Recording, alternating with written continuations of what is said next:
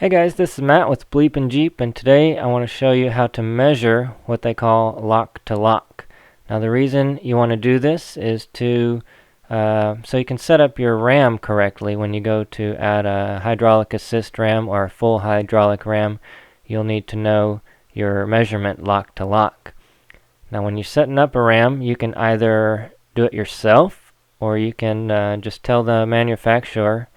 Like in this case for the PSC RAM, you tell them what you want your throw to be and they will set it up for you. So the hydraulic RAM is a cylinder. It has this piece that pushes in and out, and basically what we're doing is we're just going to measure to figure out how much we want that cylinder to push that rod in and out. So whether that be 6 inches or 8 inches, we need to know the exact number, and you can do it before or afterwards, but let me show you how to measure lock to lock. Alright, so we've got our axle sitting here. This one doesn't have a tie rod on it, but if you do have a tie rod, you can probably just use your current tie rod.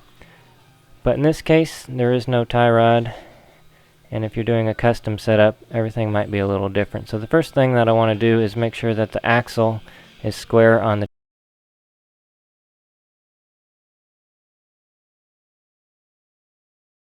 our square. And it is. So now we're just going to take a tape measure, and we're going to measure from one knuckle to the other. So that hole to the other hole. And in this case, it's 52 inches exactly. Okay, so we're not done there. That's just the measurement we need to make our tie rod here. This is going to be a temporary tie rod.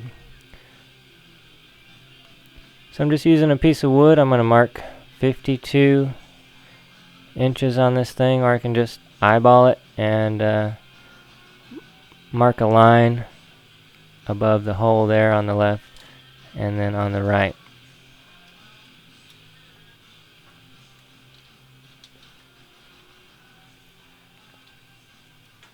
Whoa!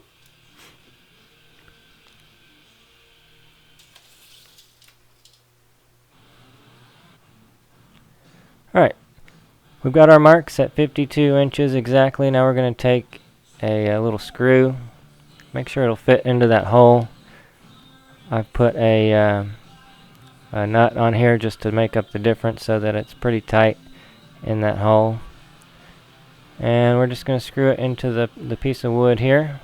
You could do this any number of ways. If you had a tie rod laying around, you could just use that as well, but I'm just going to use this piece of wood. And now we've got a temporary tie rod.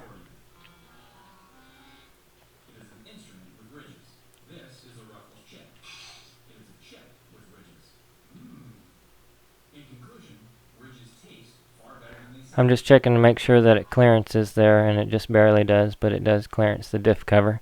So the next thing is we're going to take a square, and you're just going to put it on there. It doesn't really matter where it's at. And then you're going to make a mark. So we're going to push the knuckles all the way over to one side or the other. We're going to make a mark. Then we're going to push it to the opposite side. Make sure that you go from stop to stop, lock to lock. Now we're going to make another mark. Make sure you don't move the square. Okay, so we now have 2 pencil marks on that piece of wood. And now all we need to do is measure that.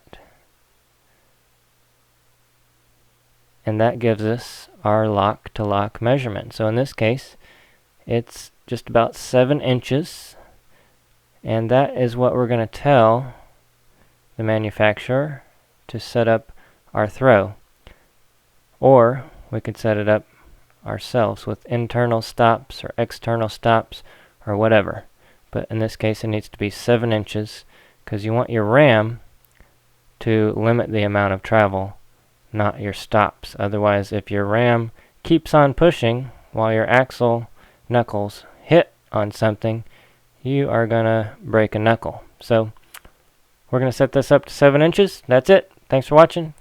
Check out the website bleepinjeep.com. We'll see you next time.